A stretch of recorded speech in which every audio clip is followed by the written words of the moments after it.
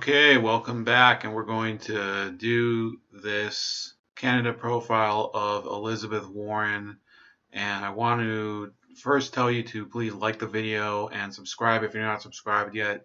If you're subscribed, please hit the bell so you get the notifications. And beyond that, please subscribe to me on BitChute. My channel is called Chef Leopard or Bold Like a Leopard on BitChute, so please look for me there. On Cocoscope, I'm also available. I need to kind of update it. So before we keep going, I want to say that all the Indian stuff, the Native American, the Pocahontas stuff, I don't think I'm going to cover it that much here because I've talked about it in plenty of other places and everybody else does too, which is okay, but I'm not really going to make that the focus um, of this profile. So without further ado, so she was born in Oklahoma as Elizabeth Herring. Her first husband was Jim Warren. That's how she got the name Warren. She kept her first husband's name, and she was originally a speech pathology graduate from the University of Houston. She dropped out of George Washington University in 1968. So she's been around for a long time. So if you think about it, she started college 50 years ago. So that's pretty crazy, in my opinion. And she's only one of the of several candidates that would be pretty old going into the 2020 election. You have Trump, you have Biden if he joins, you have Bernie Sanders. I think Bernie is a few years older than Warren, and you could possibly still have Hillary Clinton that people are kind of trolling that she's going to go in there. Anyway, so she moved to New Jersey and enrolled at Rutgers Law School back in 1974, I believe, while she was still married to Jim Warren. And then she graduated in 1976 and divorced her first husband. Then she married Bruce Mann in 1980, who's still a Harvard law professor. So it's kind of funny that you have a couple that both of them were Harvard law professors. Now, Shiva Ayyadurai, I might include some of the stuff from him in this presentation, has made the case that people who are affiliated with the Cambridge, the Cambridge academia, whether it's Harvard or MIT or I don't even remember what other school is over there, but the academic elite over in Massachusetts, the liberal academic elite, he believes that they're the actual racial overlords, and they believe in liberal values, but they don't actually practice them. Then she taught at Rutgers from 1977 to 78 in Newark. So I believe the Rutgers main campus is in, it might be in, I don't even remember where it is. I'm not a big expert on that horrible state, but Rutgers has a large branch in Newark. I know that there's the New Jersey Institute of Technology is also in Newark. That's the only other thing I know about the state of New Jersey's public school system, public higher education system. Then she went to University of Houston and taught there for 5 years.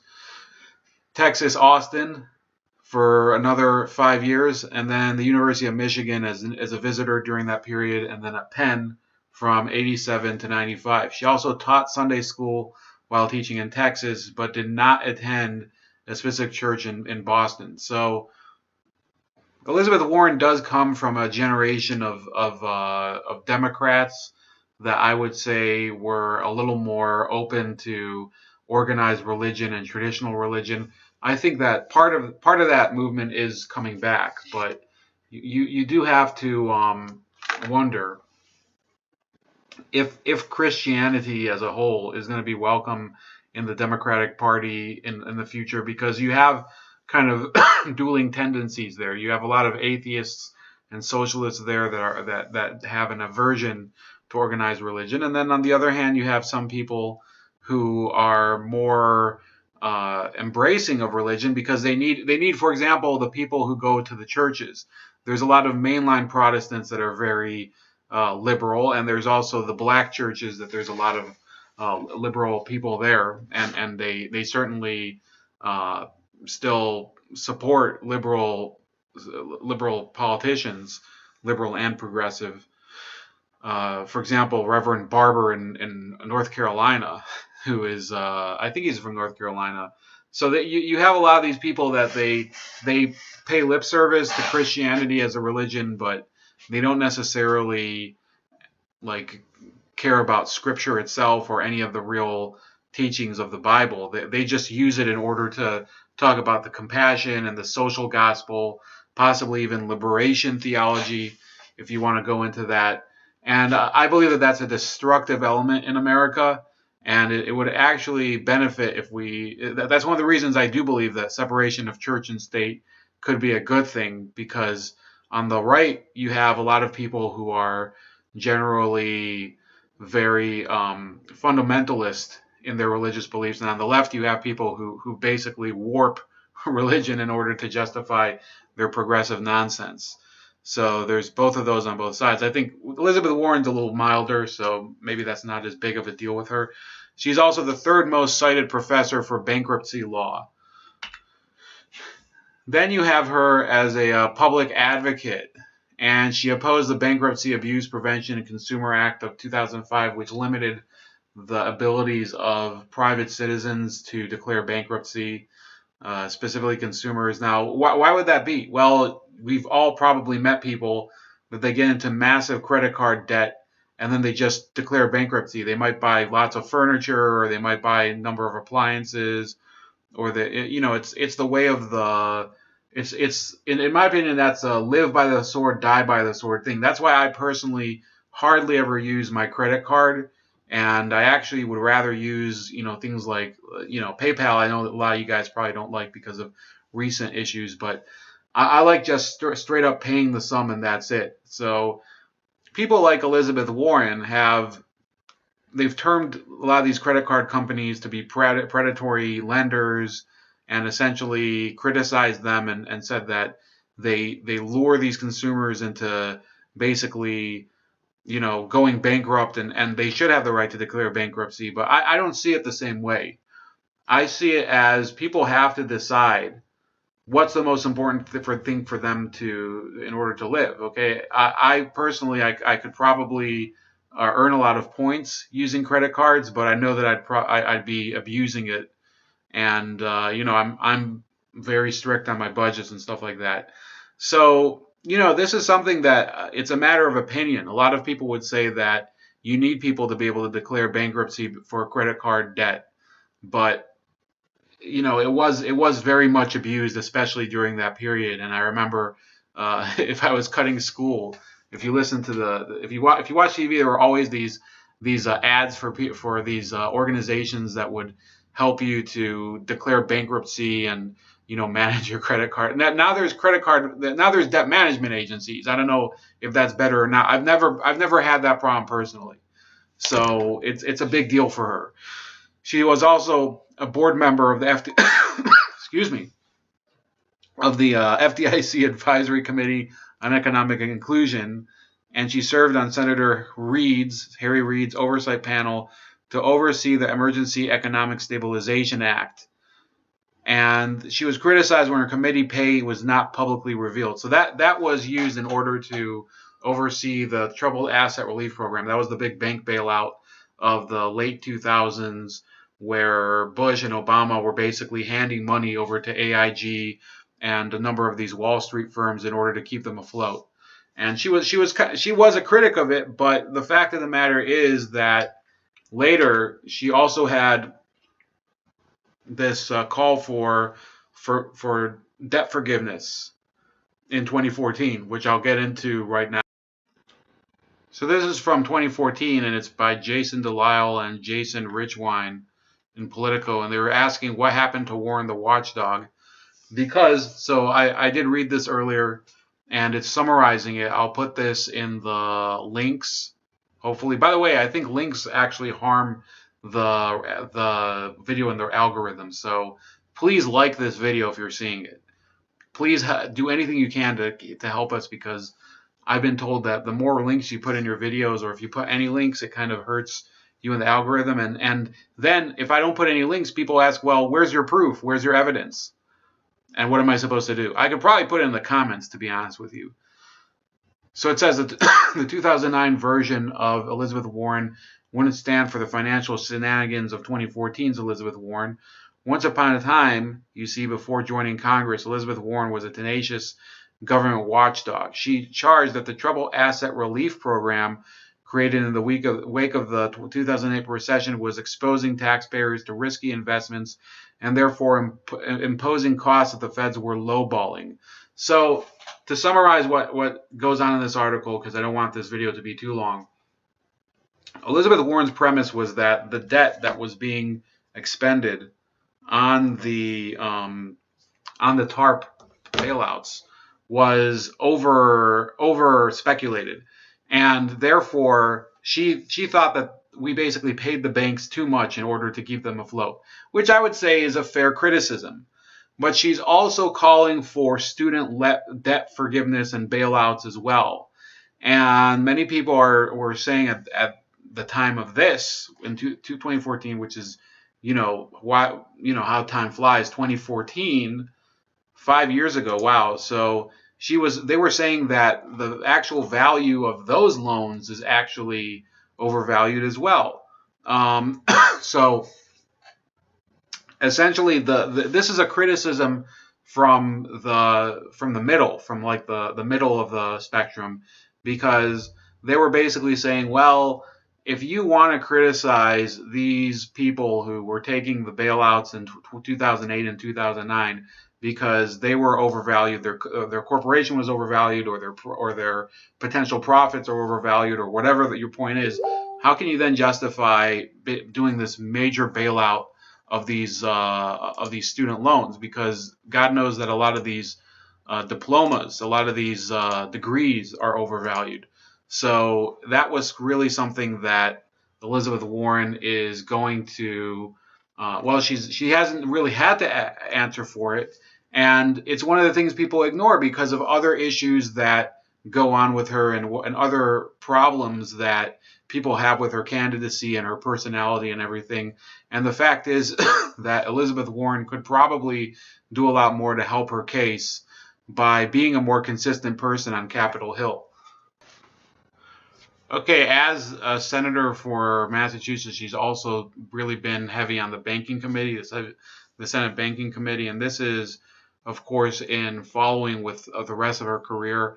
And this is the most famous moment, in my opinion, from Elizabeth Warren's career, when she confronted the CEO of Wells Fargo, John Stumpf, in 2016.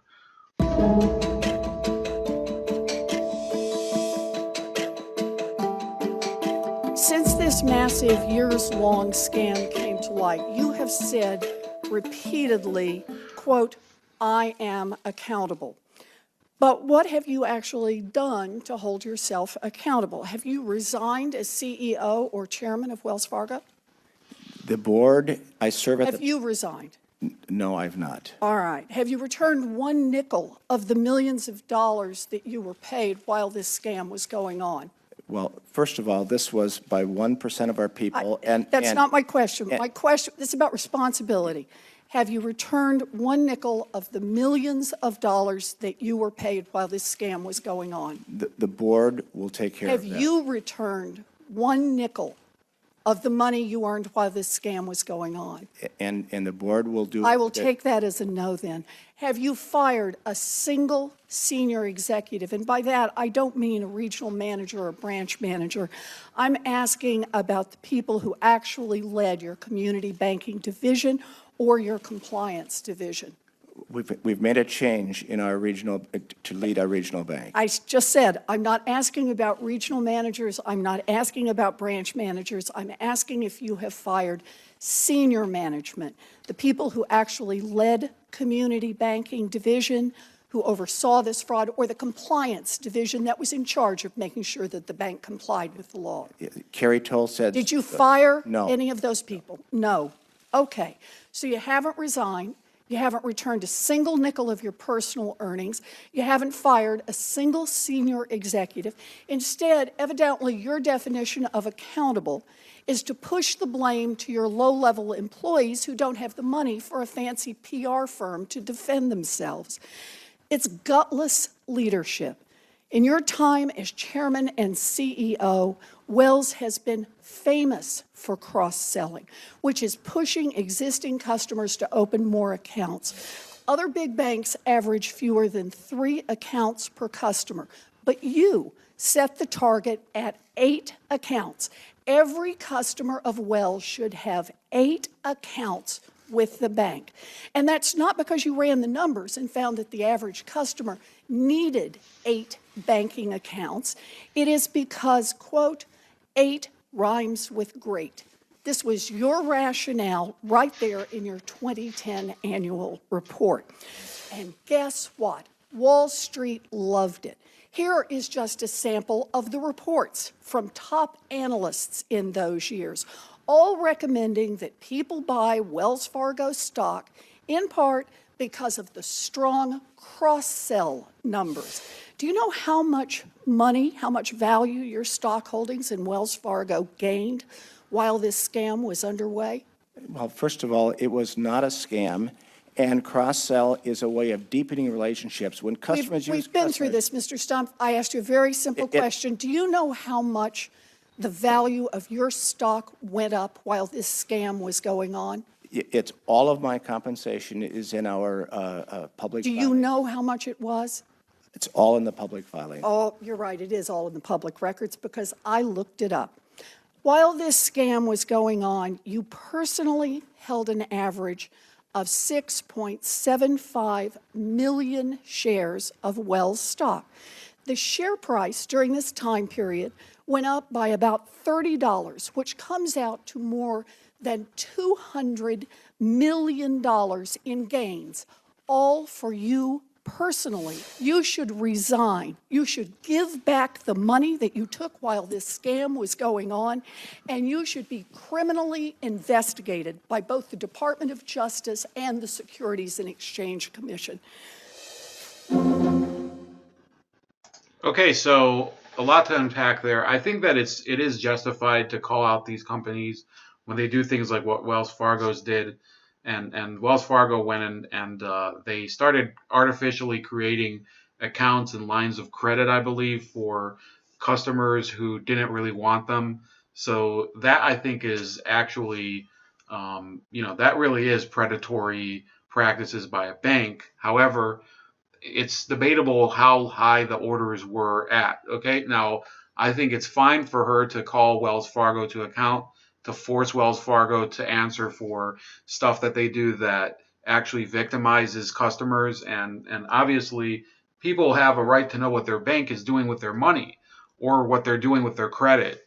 But I want to let you know that in reality, the Consumer Financial Protection Bureau, which Warren helped create, isn't actually very good at returning money to the victims of financial crimes by corporations. Okay, another major milestone in Warren's career wasn't necessarily only her doing, but she was a main advocate of it, which was to create the CFPB, the Consumer Financial Protection Bureau. In 2011, it was carried through by the Dodd-Frank Act, which was basically the most landmark piece of legislation that came out of the Great Recession. So a couple issues with that. So their first director was former Ohio Attorney General Richard Cordray. And it basically became kind of a state in and of itself. And even at the end of Obama's term, it was kind of the scene of a tug of war because Cordray seemed to believe that he couldn't be fired by the president or by Congress or anyone. And after a long court battle, it was ruled that yes, he could be fired. He was under the control of the executive branch, and he was just replaced by Mick Mulvaney, who's since moved on to be the chief of staff at the White House. And I believe they're at their third director now, who's this other person, Kathleen Casanova or something. So another issue that they had was that there was a major part of their system was going after auto lenders for discriminating or unfairly adjusting the rates of minority auto loan holders. And it was eventually determined that the system that they had didn't necessarily confirm the race of the loan holder. They basically had this sort of algorithm that said that if you, let's say you lived in a minority neighborhood or zip code, and there was a 95% chance that you were a minority from there, they would basically use your last name to assume that you were black or Hispanic or whatever. But it turned out that in a few cases, the person that would receive this notification that you're eligible to sue the to sue this bank, Ally Bank in this case, in a class action suit. In a number of cases, it turned out it was just some white dude. So the accuracy and relevance of the CFPB's work has come under fire. I actually know somebody who I've done a video on this a while ago. I know somebody whose law firm was pursued and persecuted by the CFPB under Richard Cordray. And when he ran for governor, we all wanted him to lose because he's just this skeevy nitwit who tries to basically use the law in order to enforce his version of the law and not the law as it's written. So he's basically using it as kind of a cudgel against businesses. So here's Ralph Nader on Fox Business, and they're kind of debating. This is an interesting debate on the role of the CFPB, if we can get it to work. Sorry.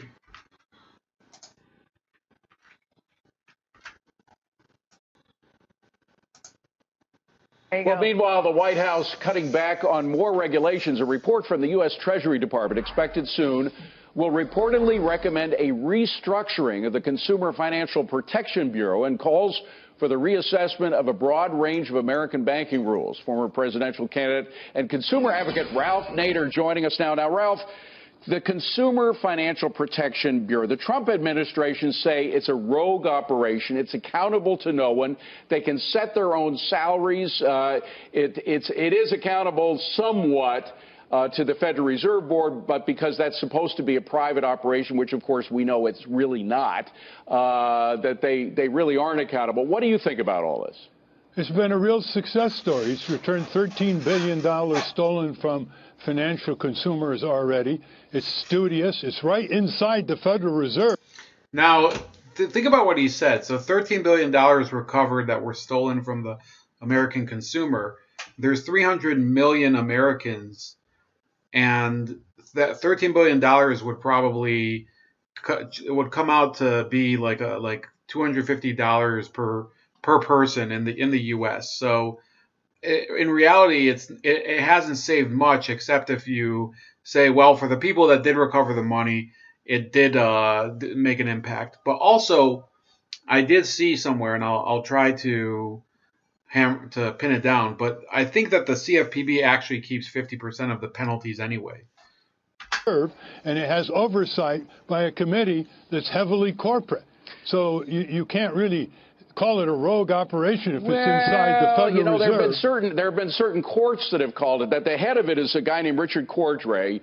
I think he was a former attorney general from someplace in the Midwest, but he essentially has been running this operation by himself. He sets his own fines for corporations. Now, I know you don't have a particular soft spot for corporations, but this guy, certain fines have been recommended. He doubles or triples or increases by a factor of 10 some of these fines, and that led a court to say the following about him. Richard Cordray enjoys more unilateral authority than any other officer in any of the three branches of the U.S. government other than the president. He also possesses enormous power over American business, American consumers, and the overall U.S. economy. Now, so that is, by the way, you can't see it because it's probably too small, but the person making that Court of Appeals ruling was Brett Kavanaugh, back when he was on the D.C. Circuit.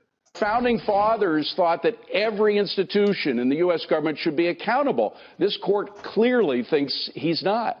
Well, that's just one court. He's been upheld in other courts. He's dealing with a corporate crime wave. So this is Nader. So he is a kind of consumer advocate in his own way, or as his career has led him to be. But no, if you go around the country, it depends what court you're in. But I can tell you here in Ohio, and I'm not sure how. I don't think our Court of Appeals is decidedly conservative or liberal. Corgery's actually lost a number of cases. Like the Consumer Financial Protection Bureau has lost a number of major cases, including my friends. Law and order. The sheriff finally coming to town to deal with these reckless financial organizations like the Wells Fargo racket that you reported and other press reported. He's following up on a lot of what the mainstream business press, Wall Street Journal, Forbes, Business Week have been reporting. And this follows the crash in 2008. And now the Trump administration wants to unchannel the big business rogues so they can recklessly use and speculate other people's money and Ralph, have derivatives and start the whole you are justifiably opposed to monopolies. I understand that. I get that in the private sector.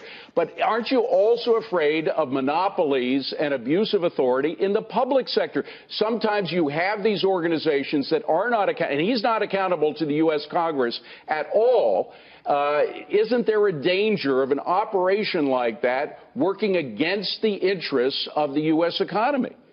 Yeah, if you had a wild person at the head of it, not inside the Federal but you're depending on Reserve. one person. Ralph, you're going against your own philosophical instincts. This is a country not about people running things. It's a country of laws, and this guy can set his own rules. No, he cannot set his own rules. Yes, he can. That's what a judge said. No, he has to adhere to the Administrative Procedure Act. He has to adhere to court review, He can as you just pointed out. Mr. Cordray, let me just...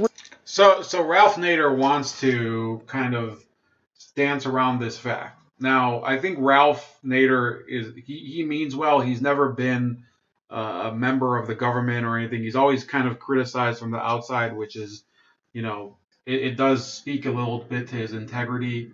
I respect Ralph Nader a lot more than a lot of other progressives. I would have voted for Ralph Nader when I was 15, when he ran against Al Gore and George Bush. But all of the statutes that he's talking about, such as the administrative directives, which is, I believe, what he talked about, those are the same ones that the IRS, the FBI, you could say the NSA, all of them have to adhere to it in their own way. And they've all gotten away with abusing basically all of their authority throughout their histories. So I'm sorry, I have to agree with Fox News on this one and say that this is the flaw that is inimical to the CFPB and all of the agencies that are like it. These regulatory agencies seem to pretty much develop their own life as if they can just come out of the lagoon and just strangle you whenever they want to while you're minding your own business. Read further from that order, that court order. Mr. Cordray can issue new rules, determine how and when to enforce them, decide against whom they will be enforced, and dictate what sanctions and penalties to impose. That doesn't sound very American, Ralph. All authority given to him by Congress.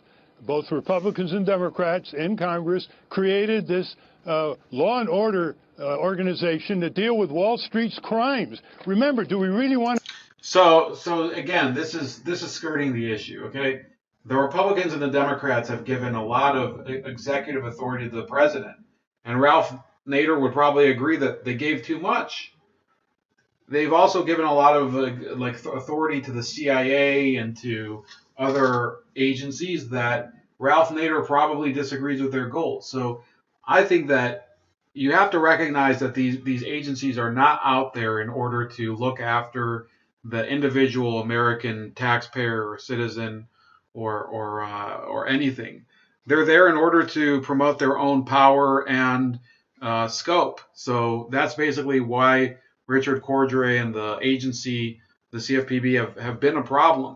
Want to go back to more reckless speculation, multi-tiered derivatives? This is funny. I saw it panned over to his pants. I'm like, what the hell's going on here? Derivatives, fooling around with other people's money, conflicts of interest, Ralph, so that do we the really taxpayer want has to go to bail back them out. Do we really want to go back to organizations like Fannie Mae and Freddie Mac, who are quasi-governmental, who are not called to account, and as a result waste billions of dollars of taxpayers' money? Well, that's another problem. It's related, is it not? The bigger problem is the Federal Reserve, which I think you'll agree with me on. That truly is hardly accountable to the U.S. Congress. No, as you know, it's funded by the banks. It's funded by the banks. All right, Ralph, we're gonna leave on a moment of agreement. Good to see you, my friend. Thank you very much for coming in. Law and Yeah, so I think this was a great segment, and it kind of demonstrates the flaws of the CFPB. And Elizabeth Warren probably set out to help consumers by creating it, but in reality, I don't think it's been very effective. Remember, you have to dedicate lawyers and officials to every single case involving the CFPB, and in many cases, they go for cases that don't really have much relevance.